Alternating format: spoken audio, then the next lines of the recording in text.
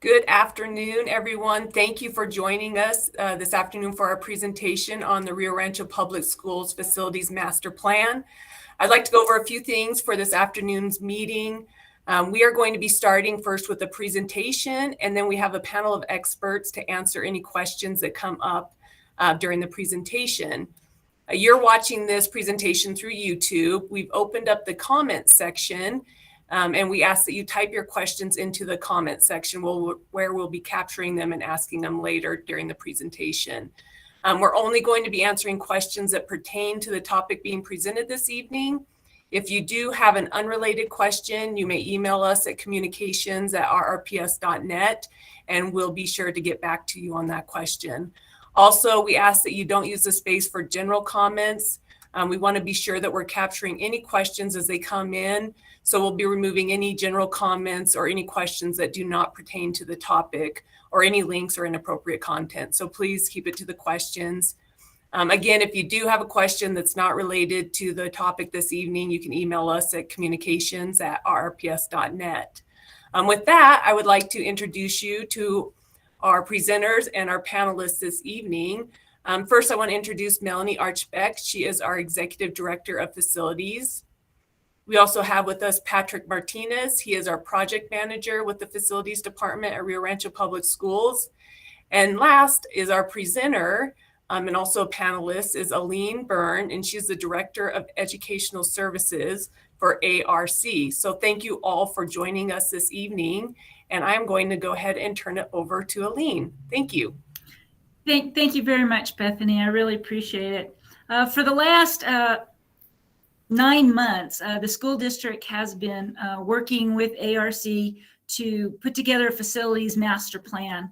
And part of the requirements that the state has is that we do present it to the public. Can you go for the next slide, please? And so what we're going to do today is basically go over what we've been doing the last 9 months, what we've looked at, and what has gone into finally making the recommendations of how the district can spend its capital, finding the recommendations so that so that Rio Rancho Public Schools can fund school facility projects. So we're going to go in this order as shown in this agenda. So next slide, please. So we start with economic and development drivers. Next slide. And one of the things we look at is Rio Rancho. You know, is this a growing city? Is what's going on with it? And of course, the little dips you see are COVID, but things are coming back. And what we saw is growth. We do definitely see growth in Rio Rancho, but it's going to be slow. Next slide. We also look at housing, and again, it's a major employment base. Housing was very high between 2000 and 2010. However, it slowed between 2010 and 2020. And again, of course, we had a huge slowdown during COVID, but we're seeing that come back. Next slide, please. So one of the things we track to see how that's going is we actually track building permits. And again, you can see how that has been going. And again, we had a huge surge. Then it went way low, started to come back. COVID hit us, but it's coming back again. Next slide, please. So in terms of residential permits, we also looked at where those permits are in terms of the elementary schools, because when we track the students, we start them right at kindergarten and on through. One of the things we're finding, though, is a lot of that is occurring more to the north part of Rio Rancho. And that's something we're going to talk about again here in just a little bit more. Next slide, please. So you can see this increase in housing units and how that's gone up. And again, it's not drastic, and we're not expecting it to be drastic, but it's not near as what it was between 2000 and 2010. Next slide, please. So we also mapped where those activities were going on. And again, part of that, we also looked at whether they're apartments or single family housing. And again, we've seen a lot of new housing distributed evenly throughout the city. But we also saw that Sandia Vista, Vista Grande areas had the largest share. Mainly that's because they got a lot more of apartments. So we saw a lot more apartment building in those areas. And typically apartments tend to be younger families with elementary age students. Next slide, please. So again, we also looked at county populations and how those compared. And again, we see growth. Next slide. Again, and now these are the county population projections. And again, we're seeing growth. We do believe the county is going to continue to grow. But as you can see, it's not near as drastic as it was in the early 2000s. It's kind of slowed down quite a bit. And we think we're going to keep that slower growth versus that rapid growth we had back between 2005 and 2010. Next slide. Now, one of the problems, though, that's occurring, and this is not just a Rio Rancho problem, but for the nation, for the state, and for Rio Rancho, is that the birth rates are declining. People are not having children, and it is affecting our schools. Now, RPS is slightly higher than Sandoval County, but as you can see, just across the board, people are having fewer and fewer children. Next slide. We also looked at age groups. What kind of age groups do we have within Rio Rancho Public Schools? And again, we're seeing that growth through the county, but we're seeing that growth is in residents 65 to 69 years old. Their children are gone. And that's also why we're seeing a decline in student populations overall. And though, again, we're seeing growth, it's not a rapid growth. Because again, a lot of the people coming into Rio Rancho are older, not younger or not childbearing years. Next slide, please. This one's kind of hard to read on the screen, but as you go through, we did see some gains with the childbearing years, but again, most of the gains are going with the retirees. Next slide, please. We looked at single housing, duplexes, multifamily, and again, a lot of single family housing. We're starting to see the apartments with the multifamily. And again, those are the ones that tend to have children if we do have children. Next slide, please. So we take that and we roll that into enrollment projection. So how many students do we think we're going to have over the next few years? Next slide, please. So this is taking elementary school, middle school, and high school students. And as you can see, we had a little peak about 2017. We had some dips. And as you can see, it's kind of flatlining out. And especially, we're seeing some anomalies with the middle school students. And we think that's because a lot of those are going to charter schools and they come back to the high schools. Next slide, please. This is a elementary school enrollment projections in the north central area. This area has good growth, and we expect to see that good growth as it goes along. So again, we broke this down by school. So we expect to see growth in the Sandia Vista, Vista Grande, and Enchanted Hills. Next slide. This is the southeast area. Again, we expect to see some growth in this area too, but as you can see, it's not quite as much. It's a little less for Ernest Stapleton and Rio Rancho Elementary School. Next slide. For the southwest area, it really kind of flattens out on us a bit. We were expecting to see a little more in this area, but we just haven't seen it. The growth is farther north. Next slide. And then the west area, again, it flattened out also. We didn't have the growth that was expected some years ago. Again, it still has growth. There are still things going on, but it's a much slower growth. Next slide, please. And we also looked at the middle schools. Again, you can see how that's kind of flatlined. We just don't have as much growth with the middle schools. Next slide. And then the high schools are really presenting kind of an interesting thing that we're going to talk about here in just a minute. You will notice that Sioux Cleveland High School has a pretty good increase in population, while Rio Rancho, we're predicting it's going to have a decrease in population. And you can actually see that split which should occur within the next year or two, where one's going to grow and one's going to kind of shrink. So with that, let's go to the next slide. And one of the things that ties into is feeder schools. One of the things we talked about with the committee as we were going through this project is you have several schools that are what we call 100% feeder schools. Everybody at that elementary school goes to that middle school and so on. But we have several schools that get split. And it's kind of gets some weird little splits. If you'll go to the next slide, please. So these are feeder schools for the elementary into the middle schools. And you can see that some of these elementary schools go into up to 3 different, the elementary schools will split into up to 3 different middle schools. Next slide. And again, we've got some areas that are set up to go into some of these middle schools. However, nothing's been built out there yet. So again, we expect to see some growth in these areas when they get built, but they haven't been built yet. Next slide. Here's another one, last of the elementary schools, and you can see how there's growth areas. And if you look at the center of this graph, you can also see where there's just some little neighborhoods that kind of split off into different middle schools and really breaks up the continuity that the students have within the school as they move on into middle school. Next slide.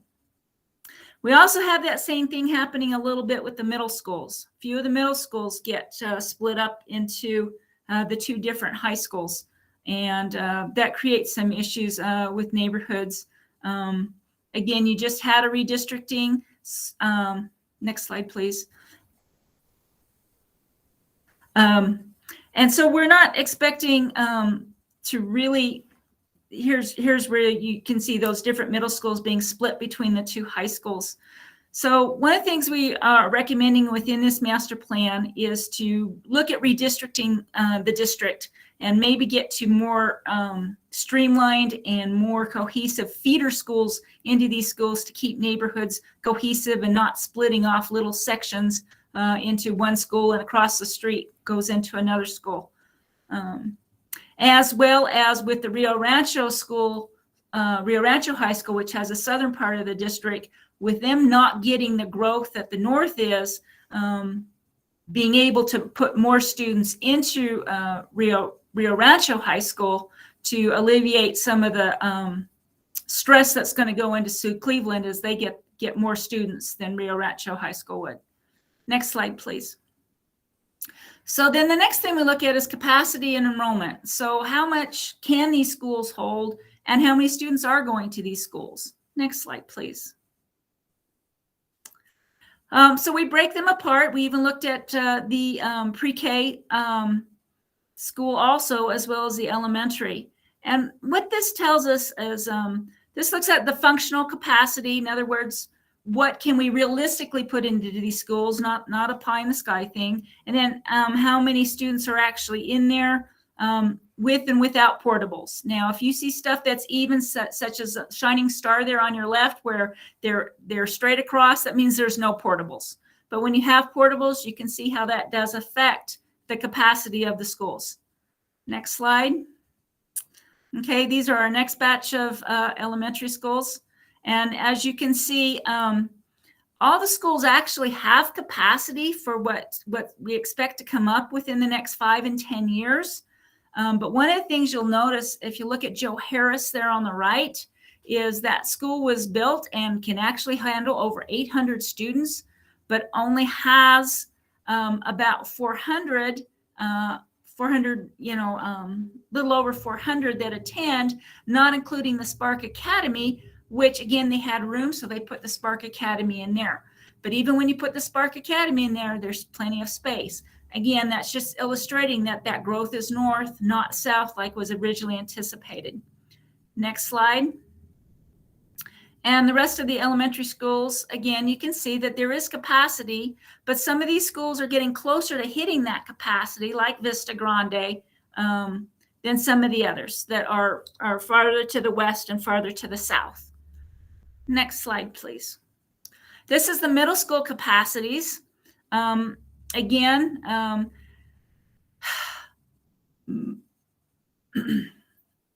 3 out of the 4 schools have good capacity, but you can see Mountain View, we're projecting to be over capacity. And again, that's why we're urging the district to, in the next couple years, look at redistricting to relieve the pressure there on Mountain View, because if things go as we anticipate, they're going to have more students than they really have room for at Mountain View, whereas the other middle schools actually have capacity to absorb those amount of students.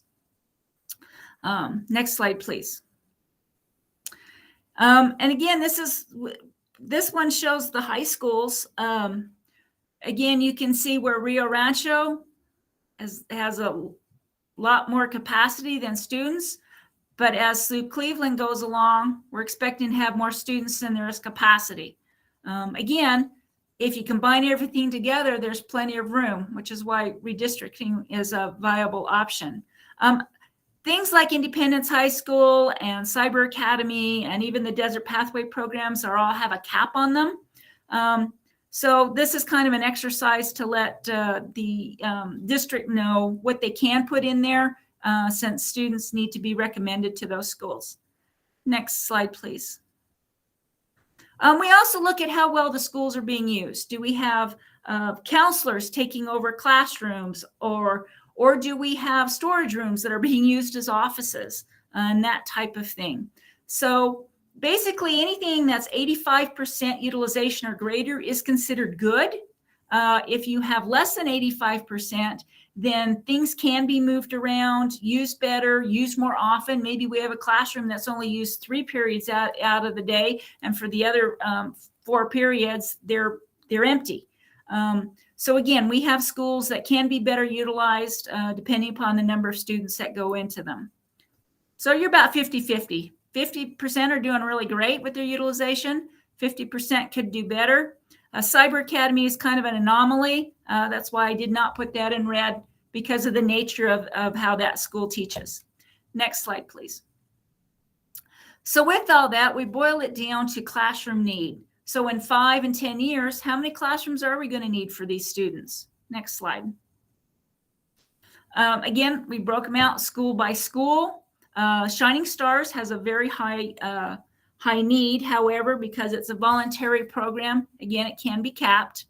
The other schools, these particular schools on this slide, again, they have the number of classrooms they need to handle the students coming in. Next slide. Again, the schools have the number of classrooms they need. Next slide. And the middle schools, again, it's that Mountain View that stands out as not being able to have enough classrooms with what they have right now to handle the amount of students coming in. Rio Rancho Middle School is, again, a little bit of an anomaly. Because they have so much extra space, the district is using one wing for administrative purposes. So this is actually taking that into account, that they can reclaim that wing if they need to put students back in there and kick administration out. Next slide, please. Again, high school classroom need. Again, with Rio Rancho High School and Sioux Cleveland, again, you can see that shift from Rio Rancho High School to Cleveland, that Sioux Cleveland will not have enough classrooms if the district isn't evened out a little bit more.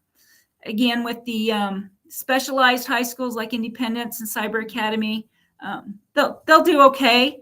Cyber Academy is kind of bursting at the seams with their blended classes. Remember, they have students that don't come in at all, and then they have students that do come in for classes. And so they're kind of bursting at the seams and could use more room for those classes. But of course, they don't need to worry about that for the students that work solely at home. Next slide, please. So then the other thing we did with the district is we went and we looked at all your facilities, every one of them. And we went in every room, all the roofs, all the play fields, all the parking lots. You name it, we were there. Next slide, please. In all total, the district has over 2.7 million gross square feet of buildings, or 28 facility complexes. We evaluated about 2.6 million gross square feet of that. The ones we didn't evaluate were things like CTE, which was just purchased. And then you had 2 other buildings that were brand new that the district didn't feel needed evaluation since they were brand new. We're also looking at over 728 acres of property. We actually score all these buildings. So of the 28 facility complexes, we scored 25. That averages out to about a B- as a score we were giving them, which is okay, by the way, a good solid B. And what we're finding is happening is Rio Rancho is a relatively new school district. And now that they have been around for enough years, your buildings are starting to age. So most of this is going with a natural aging of buildings. Of course, you inherited smolder buildings also, or just bought smolder buildings. But the older a building is, the more care and feeding it needs. All told, if we had all the money in the world and could fix everything at once, it would be over $378 million to do all the repairs and upgrades to the schools that needed to be done. The recommended maintenance budget for a school of this size, school district of this size, is about $10.3 million. Your budget's actually about half of that. And because of that, again, we're starting to see a small deterioration because there just isn't really enough funds or manpower to continue to maintain these schools at the level they've been maintained when they were all newer schools. Next slide, please. So these are the scores for the individual schools. We look at 3 different things. We look at the site. We look at the physical plant. In other words, how's the roof? How are the walls? How are the floors holding up? And we also look at adequacy. And adequacy is we want the buildings and the facilities to support the programs, not the other way around. So how well is that working in? How well are those programs and those classes working in the building the way it's set up?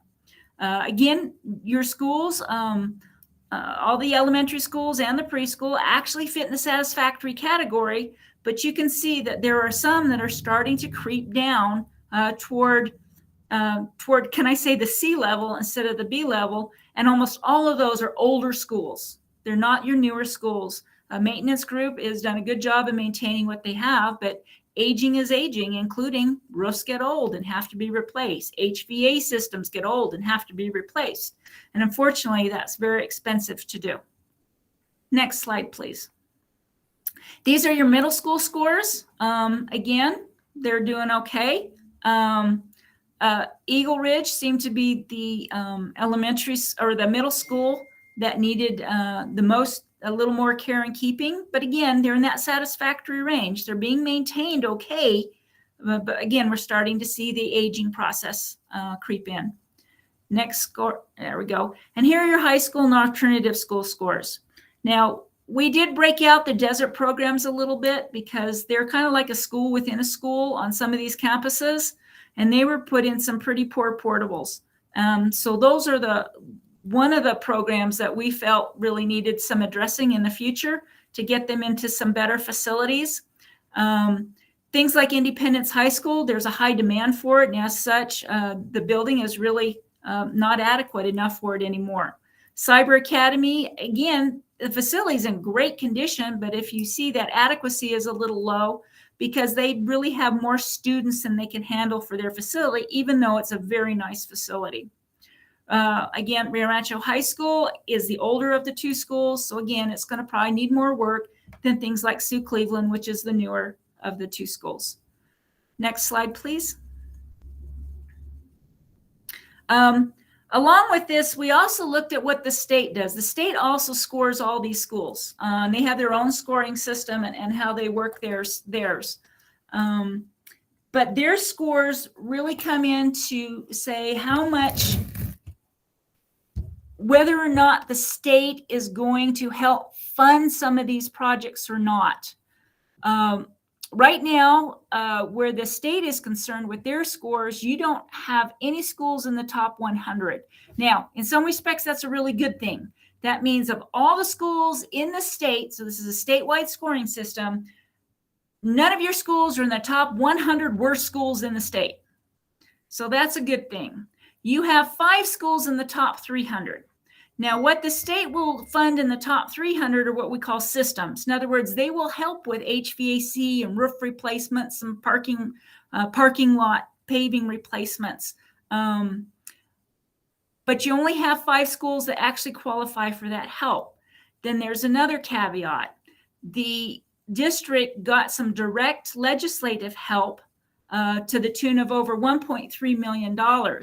And so the PSFA, or Public School Facility Authority, will not really fund those projects until that $1.3 million is kind of what we want to say paid off. So what is going to happen, and we've worked with Melanie on this, is she's going to go ahead and apply for those funds so we can work that down. But the bottom line is, for the next 5 years, the district really doesn't qualify for any state assistance on any of these projects. Next slide, please.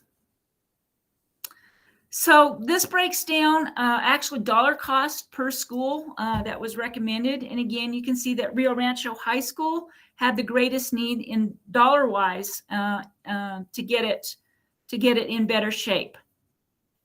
Next slide. By categories, we also take those same dollar amounts. We broke those down by categories. Facility renewal. Again, a lot of that goes back to aging, or what we call cyclical renewal, needing those new roofs, needing those updated HVAC systems. There was a little bit of health and safety. There is some sustainability. The district has a policy of trying to install solar wherever they can. So on the schools that don't have any solar and have room for solar, for example, Cyber Academy has no solar because there's no room for it.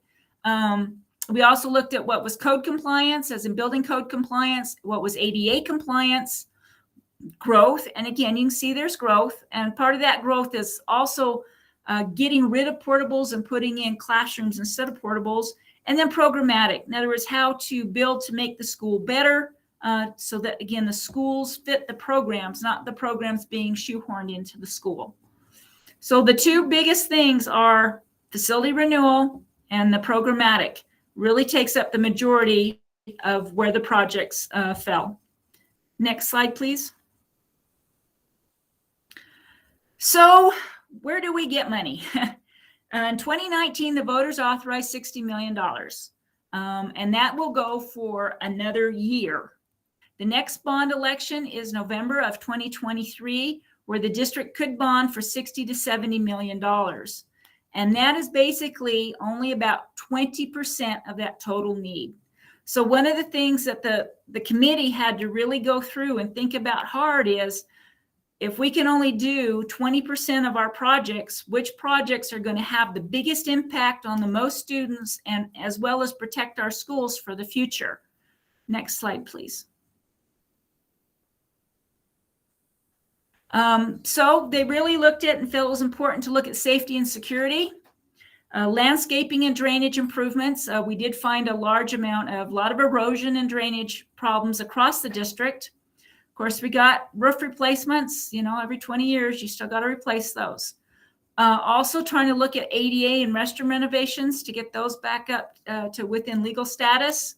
The district's had a continued project of upgrading lights for both better illumination as well as energy savings, and the development of the career technical education, the CTE building. Were basically the funding priorities that they felt were the most important to try and help them channel down to where we're going to put those limited amount of funds over the next 5 years. Next slide, please. So this is what it came down to. And again, most of these, if you look, are things like roof, landscaping, drainage, all the things I talked about in the previous slide. And this is how the money was divvied up as to what they're going to present to the voters. Now, the hard part of all this, if the bond is not approved in 2023, none of this will happen. The bond's got to get passed for any of these projects to happen.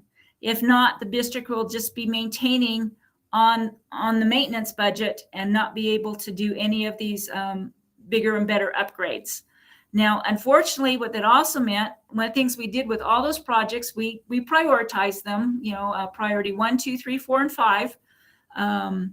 We looked seriously at all the priority 1 and 2 projects as to how important those were to the district, again, to the students, keeping them in the best schools possible.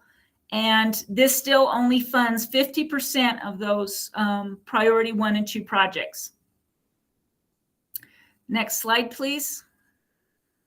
Okay, open for questions. So Bethany, if you want to shoot some of those questions at us, I think we're ready.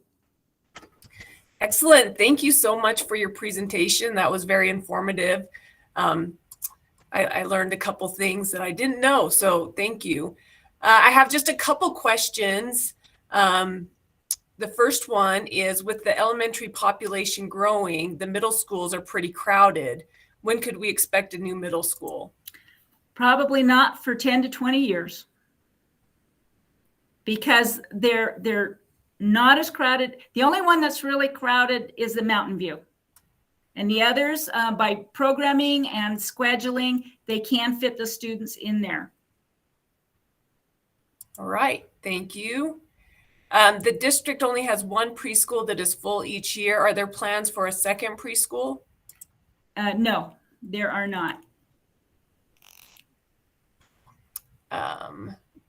What are renovation projects that we are already scheduled to do?